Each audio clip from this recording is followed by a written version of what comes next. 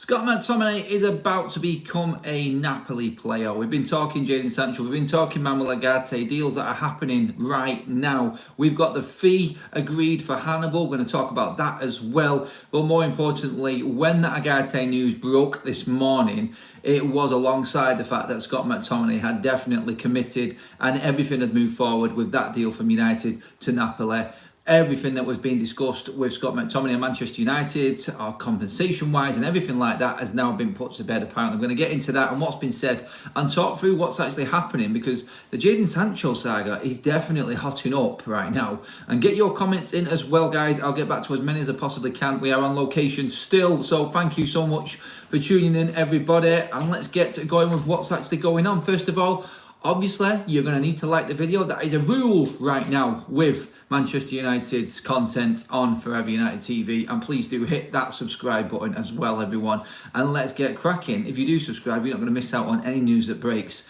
We were out live this morning, 8 o'clock. Then the news broke about Ugarte. We're live again, constantly on the go. It is going to be a crazy few days. And the transfer frenzy has really gone into overdrive right now, because we're talking Scott McTominay, first of all. So, everybody going on about why nothing had happened, why there was no updates regarding Scott McTominay, why nothing else had been said regarding the move. Obviously, we're talking about Ugarte. Some people talking like Ugarte deal was going to be put on hold because of Scott McTominay and nothing's going to happen. It's going to take too long to get done. Well, no, it does look like I said this morning, Scott McTominay was never going to stand in Manchester United's way. He wanted regular first-team football. United, reluctant sellers. I think Simon Stone from the BBC has come out and said that as well. We knew this all along. It was going to take a big effort for United to move Scott McTominay on. And the big effort has been put in. And it's not just from the football club, it's from him himself as well. So people moaning about Scott and then kicking up a stink like what Wan-Bissaka was going to be doing, or did do, in his move away to West Ham. Very, very far of the mark. We knew that Scott, being at the club 2 decades of his footballing career, was never going to actually make this difficult for United. If they were happy, he was happy. The agreement would be made and everything would move forward very, very smoothly with Scott. And that's exactly how it's happened and how it's gone down. So when you look at everything that's been said, when you look at all of the deal, 30.5 million euros for Scott, that was enough for United, just over 25 million. And now we've moved forward with Hannibal and Ugarte off the back of that. I think we just needed that confirmation from Scott McTominay to finalise and get that here we go on Hannibal and Ugarte. And that's what everyone has been talking about. Romano broke the news about Ugarte, and then Ornstein, pretty much alongside him, was citing that it was due to Scott McTominay finalising that deal. So we can put a here we go, not just on Hannibal and Ugarte, but also onto Scott McTominay as well, because that deal has basically pushed forward Hannibal and Ugarte into Manchester United's hands. He's dropped his cryptic clue already.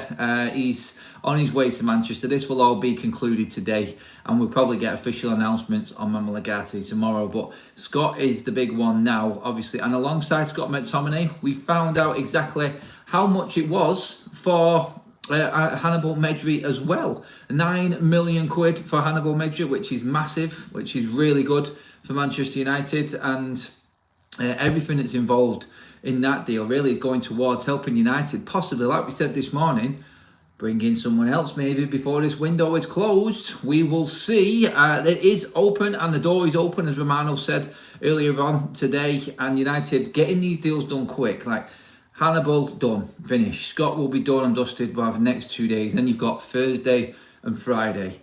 Do United delve in and get another deal done? That's the big question on everybody's lips right now. That's what everybody wants to know. Have United got one more move left in them? That's key right now. So let's see what happens with the rest of the window. But where we're at now and what we need to talk about is the significance and the pricing with what Manchester United have got over the line.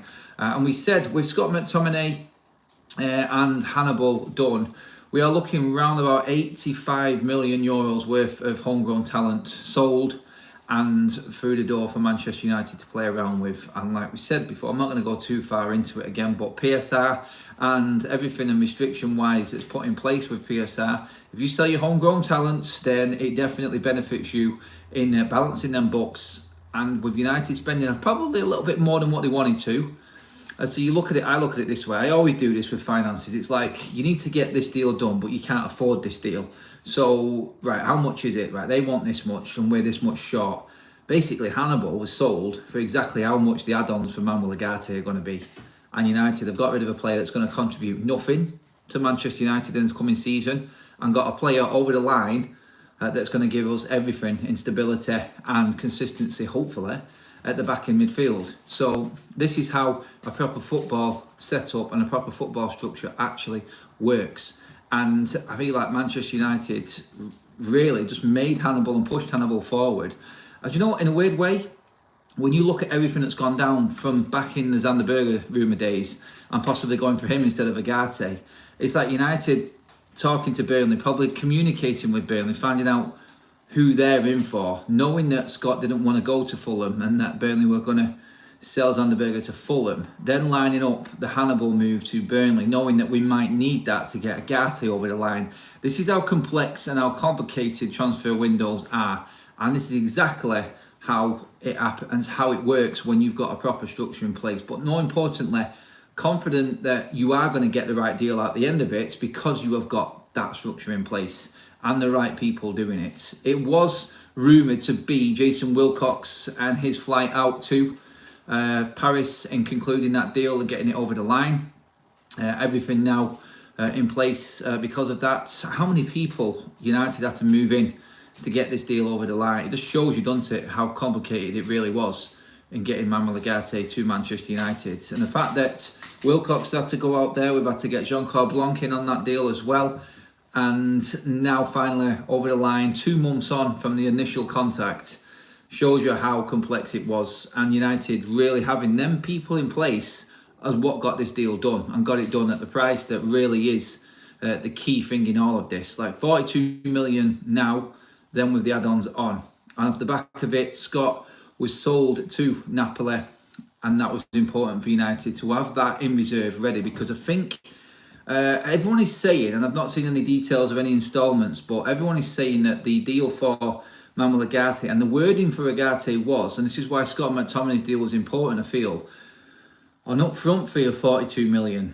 Did we have to pay that up front? I've not seen anything else yet, and some people may correct me. Obviously, as it goes, more and more and more stories will come out, and we'll get a little bit more information on the structure of the deal. But that's, like we've said before here on Forever United TV, what was dragging out a little bit. The structure of the actual deal was the complication in terms of the speed aspect of things. And I feel like that, once that was done, was basically the green light to go for Hannibal Ugarte. One, because United were happy with the structure. The price was agreed a week ago. It was just how it was how it was paid to PSG was the hold up. And Scott McTominay's sale to Napoli basically give United money in reserve to make this deal happen. And I do think there will be a substantial, I don't know if it's all going to be paid up front. I can't see United paying 42 million right out the bag. That's something that doesn't happen a lot. And yeah, it's a difficult one to find out, but just let the people that know what they're talking about let us know when they're ready with that one, I would say, because again, 42 million is a big chunk. Everyone else that we've bought this summer has been on instalments. Everyone else that's come in has been on Manchester United's plan, so I'm guessing United would have involved that in this deal, but there will be a significant chunk of money going up front. And I think Scott being sold to Napoli and that all being confirmed, like we've said, has been pretty much the catalyst for everything else to move forward now. But Scott McTominay and Hannibal to go for what's it going to work out at, like 45? So it's around about just over 40 million euros that we sold them to for. That's when you look at it, and you've got to say that pretty much could be 8 million quid, 10, I think it was around about 11, 12 million euros that we got for Hannibal could be them add-ons paid. Or you could put Scott and Hannibal together, and them two sales pretty much funding what United needed to do to get Hannibal Ugarte over the line. And I think combining them all together, I think that's how you've seen United get business done. I just don't think we would have got this done before. Unless INEOS were in place, I just didn't see this deal happening. United would have ended up paying stupid amounts of money and just setting themselves up for a fall again, putting a player on stupid wages. But we bought a player, like I said this morning, we bought a player that is convinced with the project, and we bought a player that is going to be at the club, hopefully, going off what's been said and how good he actually is, for the next decade. And that investment is bigger than any fee or any instalment or any payment plan that any club could have. It's all about the football. And INEOS have been adamant from the get-go, from this summer, that it is all going towards helping United perform better on the pitch and getting the right players in to do that. And that is exactly what's happened. And we have now got the right man in for Ten Hag. And Simon Stone made a great tweet earlier on. Ten Hag is slowly getting the squad together that he wanted and needs at Manchester United. 3 years in, once this season is done, this is a Ten Hag team now. This is 100% a Ten Hag team. He's got both his fullbacks, he's got his centre-backs, he's got his goalkeeper, he's now got his midfield, he's got his forwards that he's brought in as well. There's no excuse now going forward. Ten Hag needs to deliver, and he needs to deliver on the trophy side and Champions League side. So, yes. I mean, guys, keep your comments coming in regarding who you think will actually be the right type of player, if we are going to bring anybody else in anyway.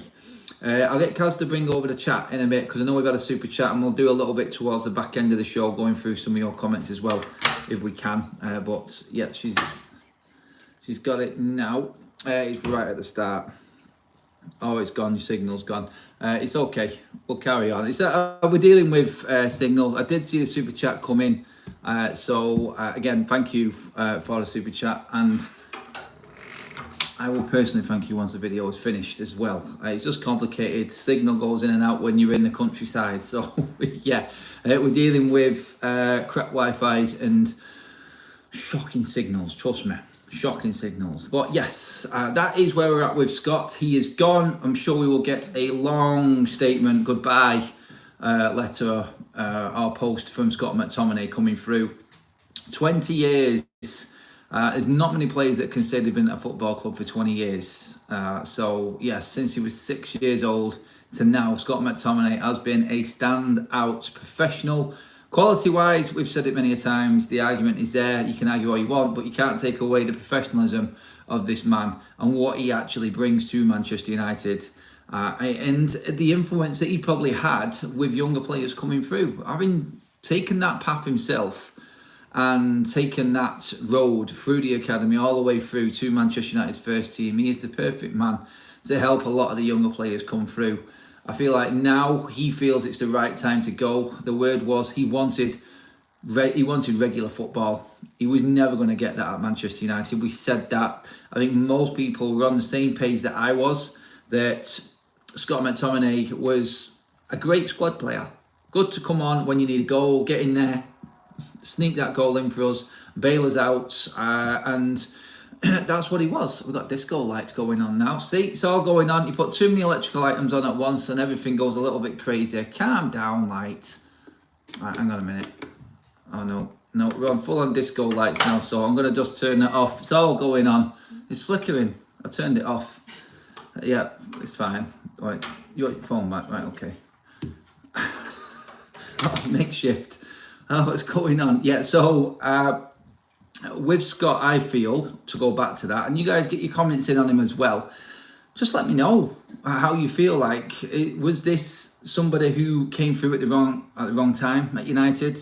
Let's not forget, Scott came through with all of the carnage of Manchester United's probably worst spell ever, and I do feel sorry for him on that side of things. I feel sorry for him that so many managers have tried to play him in the wrong position. But you've got a young lad there coming through the academy with the disruption that's going on around Manchester United constantly. Then he is being played in different positions all over. Centre-back, holding midfielder, striker, number 10, number 8. He has played about 6 or 7 different positions. Nobody has known where Scott McTominay's best position is. No one has figured it out better. And I think Ten Hag has got the best out of Scott just by playing him off the bench. Eventually, like years down the line, someone actually, and credit to Ten Hag for actually not owning up, but like finding a way to use Scott better than anybody else.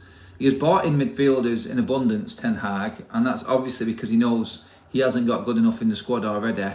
Scott being part of that. And when you look at what Scott did last season, it was the exact example of what he is best at, which is that impact sub. Some people make a full career out of it. He may get regular first team football at Napoli, but I feel like it's probably at the right level for him. He did only want to move for the right project and something that really was. They said on a similar party, he was never going to get anything on a similar party United.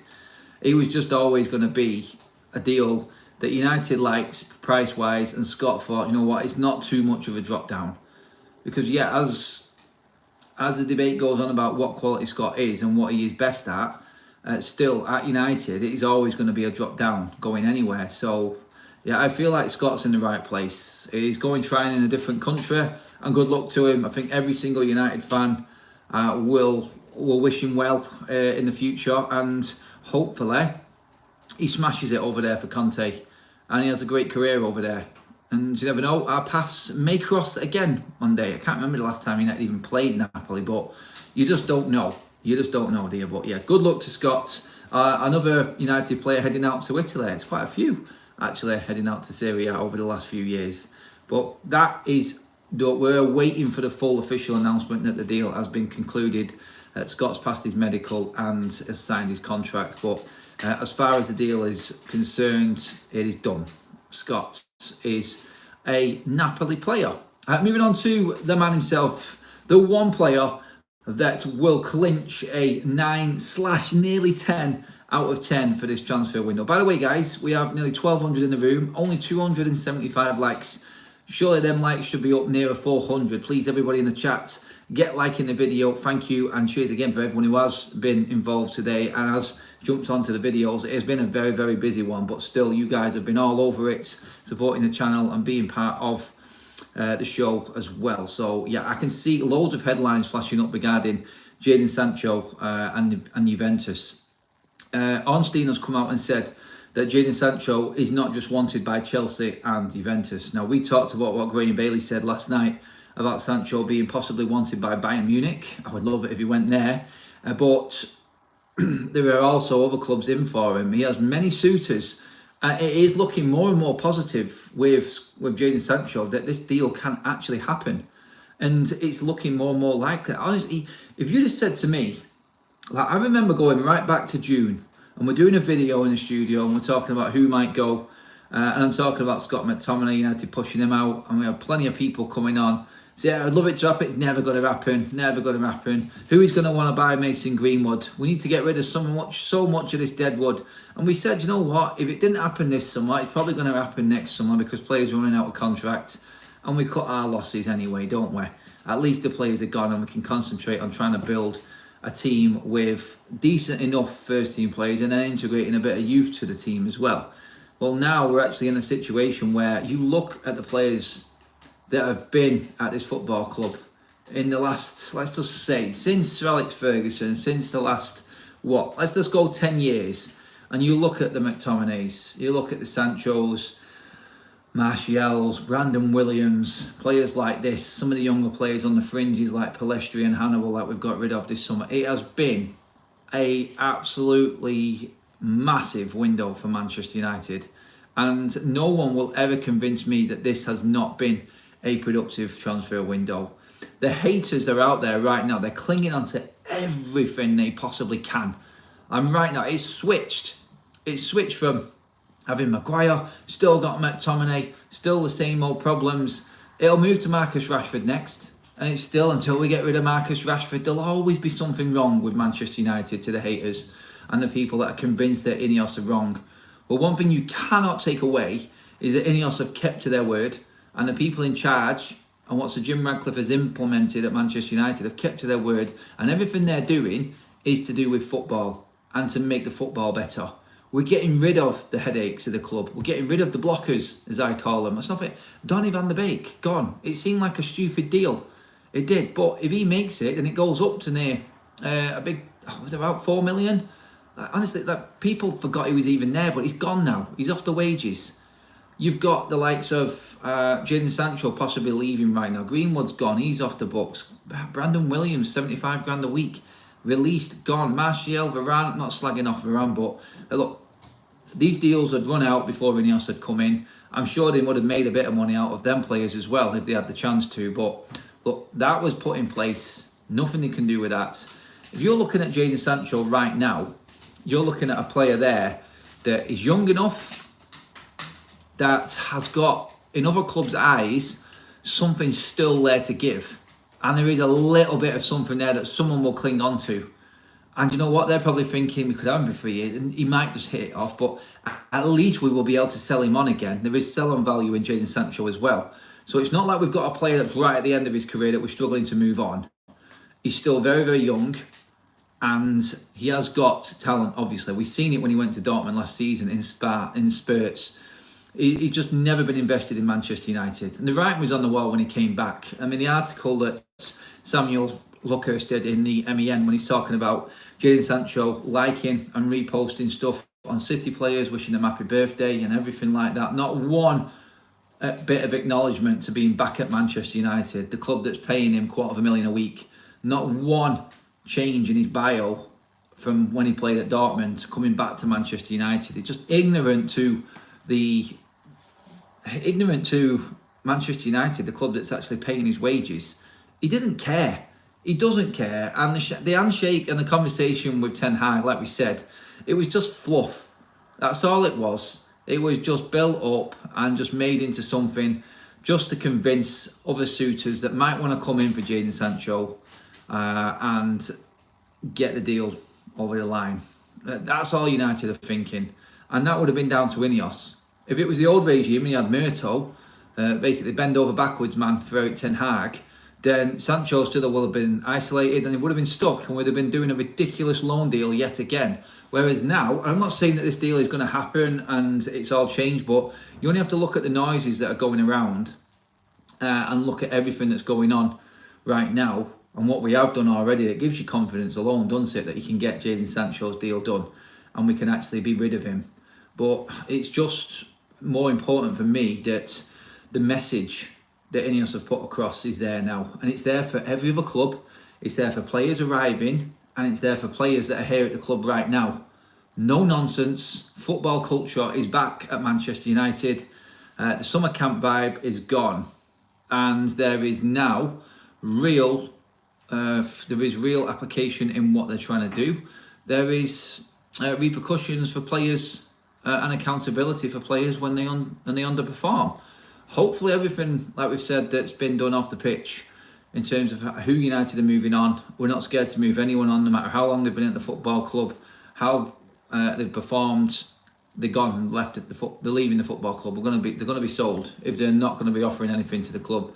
Hopefully now that starts to filter out onto the pitch as well, and we do end up having a team that really wants to play for Manchester United and a team that wants to win for Manchester United. And now anyone can say that they want to win, but the reality and what we're watching is completely different.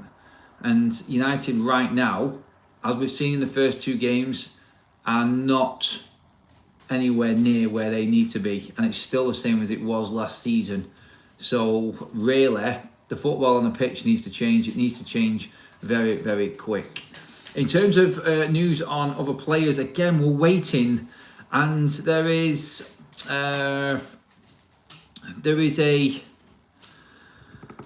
a possibility in the next 2 days that we may see the likes of Eriksen and Lindelof leave. Now, interesting on them two. United, I feel, would definitely go in for someone else if both Lindelof and Christian Eriksen were sold. I think that's what we're looking at. And I feel like United right now are actively looking to move both players on. I think priority, and like we just said at the top of the show, the amount of people within the regime that have been involved in trying to get the Hannibal and Ugarte deal done, that's been paramount. So do expect now that that deal is all concluded and will be finalised by the end of today, early tomorrow, that everything goes over to Lindelof and Eriksen now and they start pushing that even more. Right, let's get into some updated headlines from Fabrizio Romano. Talks are ongoing. Oh, I've lost the page. Right, 1 second. Let me get it back. Oh, lost it again. When using someone else's phone, it is not easy, is it? Bear with me a second. I just need the Fabrizio Romano one back up again. I'm just a bit heavy-handed. Yeah, just go on Romano's page. I just want to get the updates up for everybody. so we can see it. Thanks for hanging on with us, guys. Obviously, working with the stuff that we're working with right now, it's not easy. I might have lost it though, so I do apologise.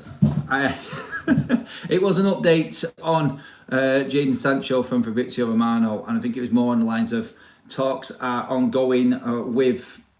I've got it now in front of me. Talks are ongoing between United and Juventus for Jadon Sancho, who is open to the move.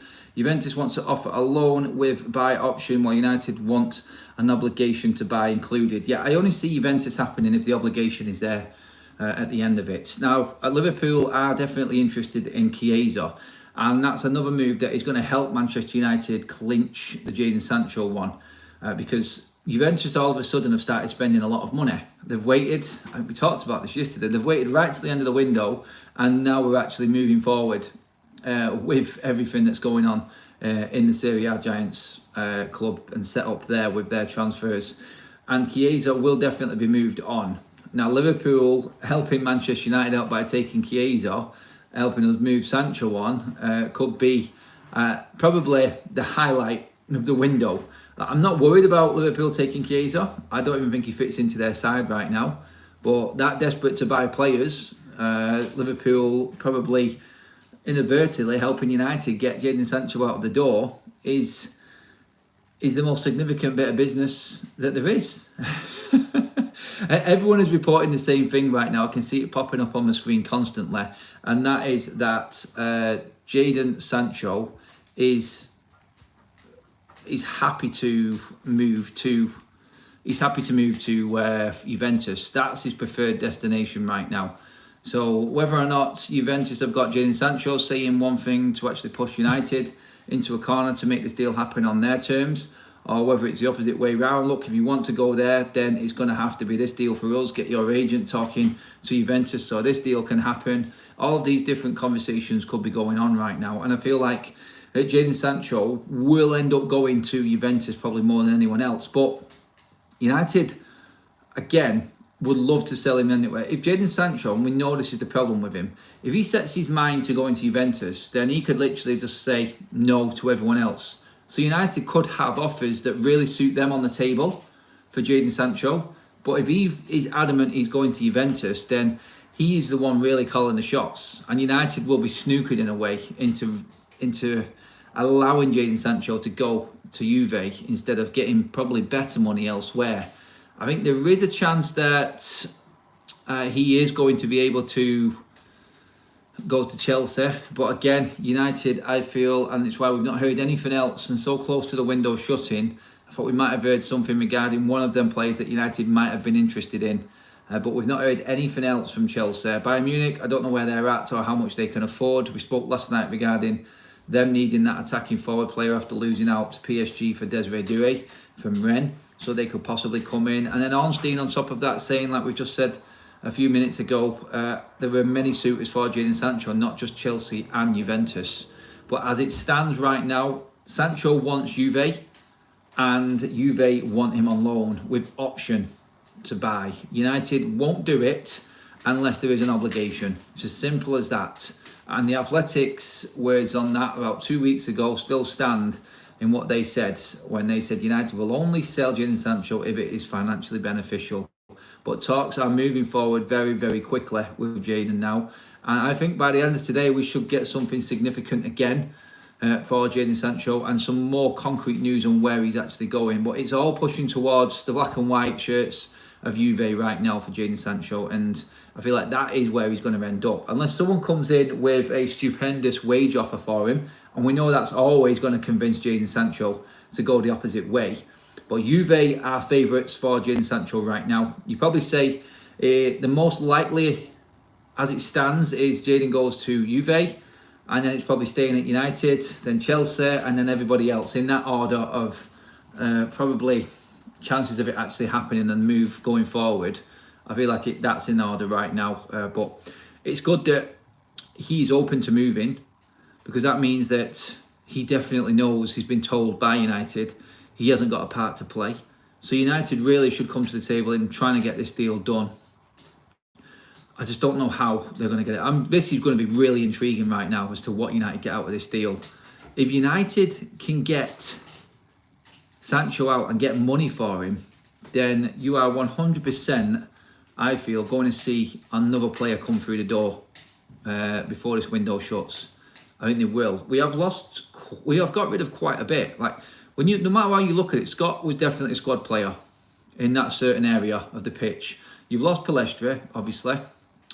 So 2 of your forwards are going to have gone. And then you're looking at the midfield, which is missing Amrabat, but you're bringing Ugarte in. So in terms of personnel and numbers, as you were starting last season, you've got Collier coming through as well, so you could probably add to that. But United probably looking at the front line. Yes, you've brought in Xerxes, but there's no surefire way of saying that you're going to guarantee Rasmus Højlund is going to be available every single week for United. Already missing the first month and a half of the season through injury. We got to get him fully back and firing again, so that's going to take time. So United, yeah, honestly, I would say if Sancho goes and he goes to Juve or any other clubs, United will dip back in the market again. I don't think it'll be the likes of Tony, wants too much money, but Sancho's wage is gone, along with everyone else's. Honestly, he's more than enough to go and buy another player on its own. And that's why United need to make this loan deal for Sancho so beneficial to them. Because if his wages are covered, then that's 13 million plus a year. That's the first instalment on a new signing for Manchester United. You add Hannibal's, Palestri's, Sancho's and Scott McTominay's wages together, players there that have not been replaced, you can bring in one more player. It is more than financially viable for Manchester United to do that deal. So watch out. I think Sancho now is the key to anything else happening in the market, which is why I feel we're probably going to know by the end of play today, tomorrow, what's happening with Jadon Sancho and where we're at with that. Guys, we're 70 likes away from 500. Can you give me 500 live likes, everybody? Before we finish up, please do keep liking the video. Get your subscriptions in, press the subscribe button and bell notification as well, so you miss out on no Manchester United content. No matter where we are, we're live, bringing it. 3rd live video of the day already, and we're only at midday, so you know what we're doing. You know how much of United we've got covered, and you want to be part of it. We don't always do this on location. I can't see all of your messages and bring all of your comments up. I'm going to try and work something out for later in this evening show at 6:30, so I can actually start interacting with you guys as well on the chat. So we'll work something out so we can do that. I can see you guys desperately trying to cling on to that 500 mark. It's pushing up and up and up, but I am going to end the show there, everyone.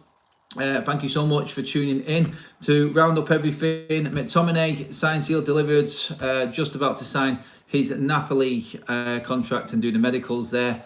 That was the trigger that brought Ugarte into United. That was what Ornstein was saying earlier on.